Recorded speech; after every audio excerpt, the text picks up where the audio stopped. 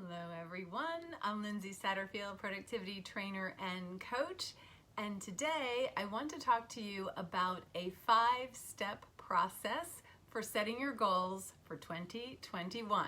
So it's that time of year, we're starting to wind up this amazing year, wind up 2020, and we're starting to think about what is the future like? What do I want to create in the coming year? So I want to give you this 5-step process that's built from the science around goal setting. So I'm going to give you that in a second, and I want you to know that I'm going to put a link for the Goal Starter Kit in the comments below, wherever you're watching this. So I'll put a link there where you can download, you can get a free guide to go through the Goal Starter Kit to guide you through the process of goal setting. So all this and more will be in there. So I'll put that, after this is done, I will put that in the comments below. Okay, so first let's start with why goals. It is so easy, especially around this time, I particularly notice that there's a lot of dismissiveness around goals. It's kind of fashionable to be the naysayer around resolutions and goals, and you'll hear a lot of statistics about how people don't, follow through on their resolutions and goals. So really, why bother? And I'd like to encourage you not to fall down that trap. Now, there's some reasons why we may not pursue our goals, and that may be why we become dismissive about it. But I want to talk to you a little bit about why goals are important.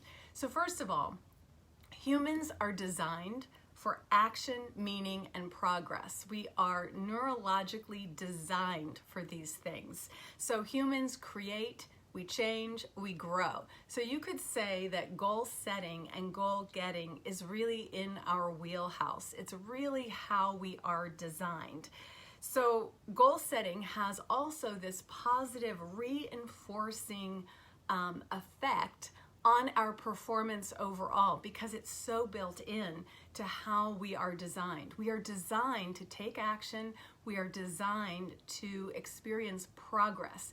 In fact, the experience of progress, and the only way we know we're making progress, right, is if you know where you're going and you can track your way along there. And that experience of progress, we've talked before here, has the effect of increasing the neurochemistry of motivation, of triggering that neurochemistry. So, because it shows that we have this impact, this sense of control over something, right? And that our human neurochemistry loves that. So we are really built for goals. It's just how we do it. And I think that's where we get into some difficulty, is our mindset around our goals. So to that end, I want to say that goals, where we kind of mess up, I think, around goals, is we think it's about the end game. We think it's about the actual result or the goal at the end. And yes, that's important. If you're in your business or you at work, you want to achieve that goal. But goals really are about the game. They really are not as much about the end game. And you can use the example of this year. Many businesses, for example, had to pivot, right? It wasn't the end game, but because they were in the game, they were actually able to pivot. When you don't have that kind of directionality, it is harder to make adjustments and pivot. So what else do I want to tell you? So goals are really a relationship with the future. And the place that you experience that relationship is in the present. So the goals set the game is where you play. And the game is where you learn to play the game better. So that's really the impact or the effect that goal setting and goal getting can have. So let me see what else here. So yes, and like any good relationship, it requires you to be present and following through, right? Also, the other thing is oftentimes we look at goals again as that end result, and we think that end result is what's going to make it happy. This is how we set up a goal for failure, how we don't set our goals up correctly, because we think that once I get that thing, I will be happy. That will give me the satisfaction. And that's not the case. As I said, we are really wired for meaning. So we're wired for control and meaning. Those are those motivational triggers. So we need to set up our goals to be meaningful. So connect to what is, connect to that's meaningful to us, as opposed to the result that we think will make us happy. We really should be experiencing that satisfaction through the whole process of goal getting. It should have, as I said before, a reinforcing effect. So the pursuit of goals, whether at work, at home, your creative endeavors, keep you in the experience of your own agency. And again, that is what's going to up-level your sense of motivation.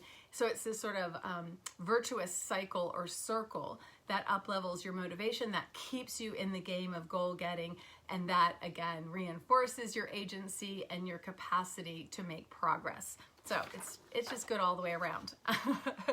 So goals also give you a sense of direction and focus. And this is so important in a world that has so many distractions, demands coming at you. It's easy to get, and disruptions, right?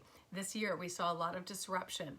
So when that happens, if you don't have anything to anchor you, you can really get thrown off. So when you do have an anchor through goal setting, you're able to make shifts and pursue, you're not thrown off so much, I guess is what I'm saying. So think about, in a world where we have so much distraction, how can I use goal setting and goal getting as a way to really create a kind of stability? So ironically, goals are about change, but they also can give us stability, clarity, direction.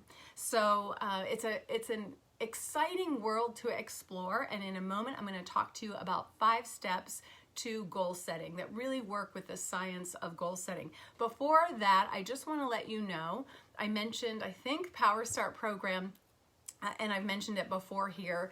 The Power Start program I run each year. This will be the 3rd year. I would love to have you join us. This is a program designed to help you make significant, substantive progress on your goals for the year in the first 90 days. It really makes a difference how you start the year, because that informs you about the rest of it. So it's like a little trampoline into the year. And last year, this year in 2020, it was really inspiring to see the goals that people set in this program and how it really anchored them for a year of considerable disruption. And they're continuing on. I'm still getting reports to hear the progress they're making on goals that they set. Yes, they changed some things, but for the most part, they pursued really the same goals and made some adjustments, let's say around in mid-year, and are continuing to pursue them and getting the benefit of goal getting. So if you'd like to join us, enrollment is open. I will put a link to that program in the comments below. I'd love to have you join us. Okay, so enough about that. Here is the five-step process that I use. So it's all S's, the 5 steps, and then I'll go into each one. It's see, select, scribe, strengthen, and sketch. See, select, scribe, strengthen, sketch. Okay, and here's how it goes. I think the most significant step in all of it is seeing. So this is seeing the future. Now, before I get any eye rolls and oh my gosh, that visioning thing and vision boards and all the things, I want to say that seeing and vision is an incredible capacity of human beings. The ability to project into the future and look around. It's an incredible human power. And what they have found in the studies of goal setting is that those who are who have, or one of the qualities of the most successful people in this particular study was the capacity for vision, the ability to see into the future. So that's what we're doing in the first step. We're going to project, we're going to time travel, look into the future and see what we see. So the first step, so there's part A, so there's several parts. Let's see, there's part A through F in this first step. So part A is to brainstorm the future. And when I say brainstorm, I mean brainstorm. I mean no editing, no censoring, because sometimes the most obscure, weird, bizarre things that come to mind actually hold clues for what you want to pursue. So anything goes in this step. So part A is brainstorm the future, and there are 2 stops in this brainstorm. The first stop is way the heck out there.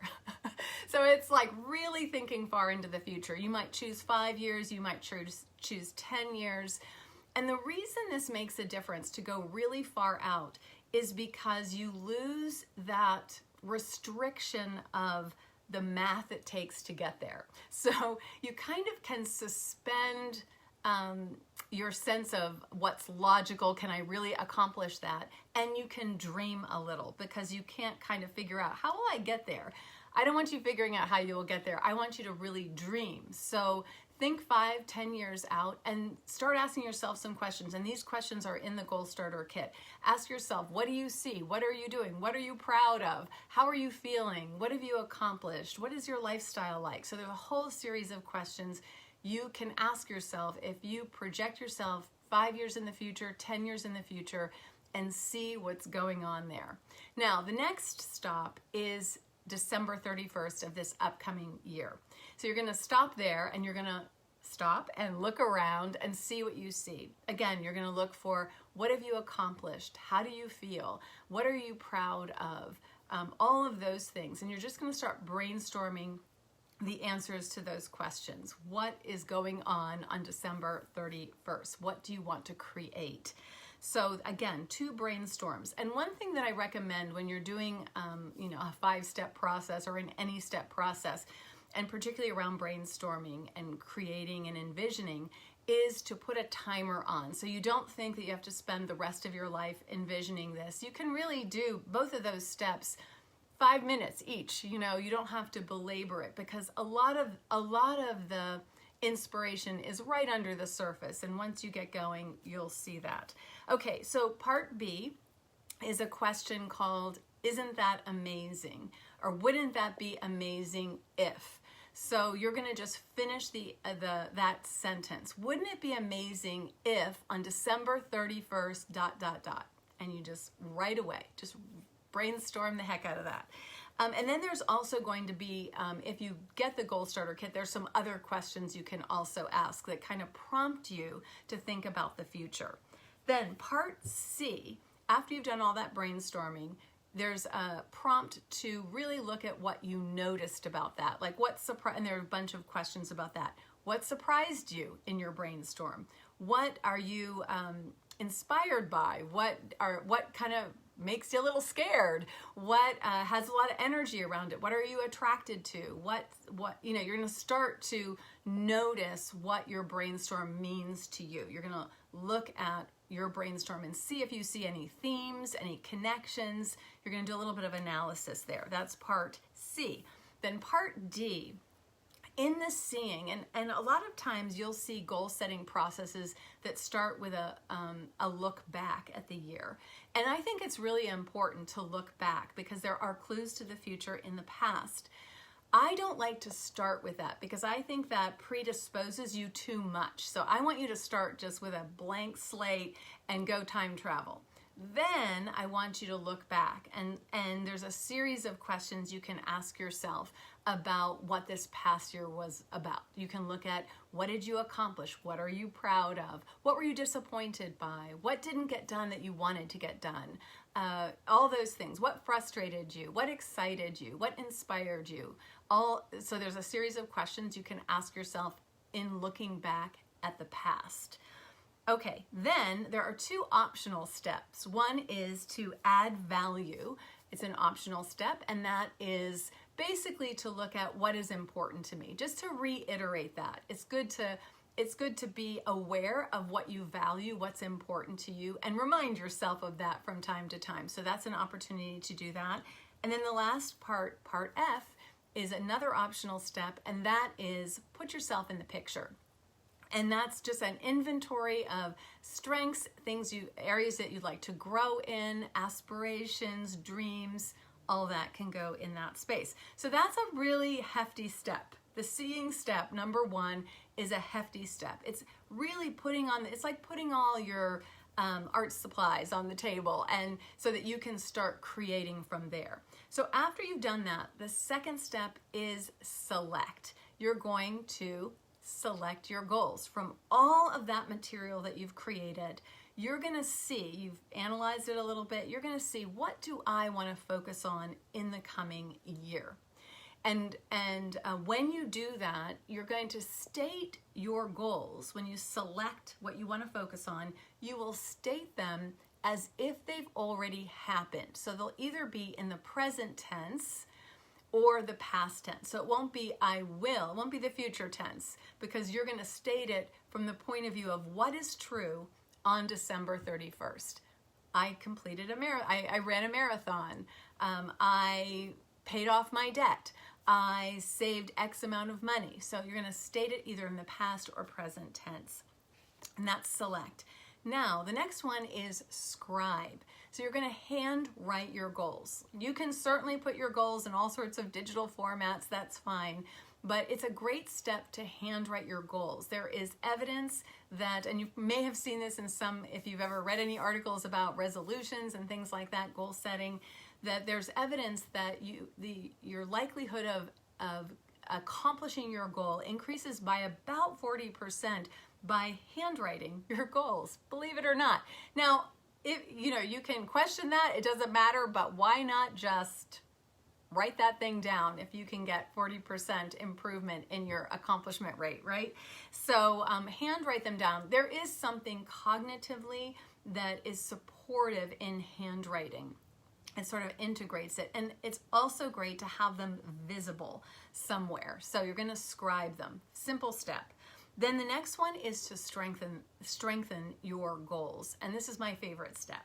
So you're going to strengthen them with meaning.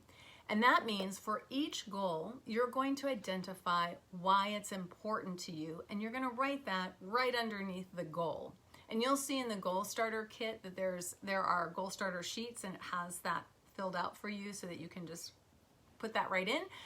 But if you don't use the Goal Starter Kit, you can just write the goal, and underneath it, you're going to put why it's important. Now, in the Goal Starter Kit, I talk about some how to get at the real why, because oftentimes the first why that you come up with is not the one that has the most potency.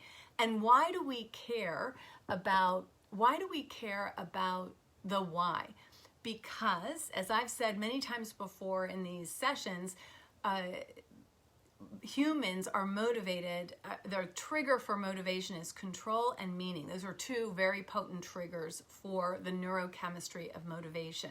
We are meaning seekers, and so we're designed that way. We're neurochemically designed for meaning. And so when we can connect our goals, even goals that are given to you at work, if you can connect those, and that's really the work of goal getting, if you can connect those continuously to what's important to you, you will definitely increase your capacity to stay with your goals. And that's what's important. We want to get you over that hump of the first month where people start letting go of their resolutions and goals, right? And you can do that with meaning.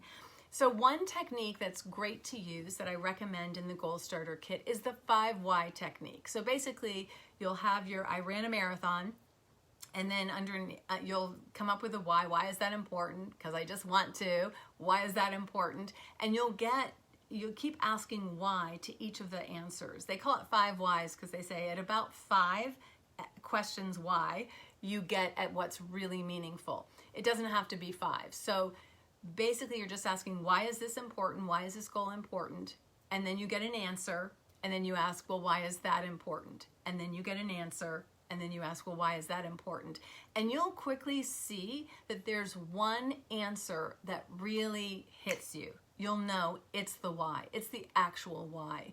Oftentimes we have sort of a mental idea of why something's important, but we want that deeper why to be what we focus on and connect to, because that will have more sort of neurochemical punch to it. Okay, so for your goal getting, because we want to go get those goals. Okay, So you're going to come up with why. You're going to strengthen it with meaning.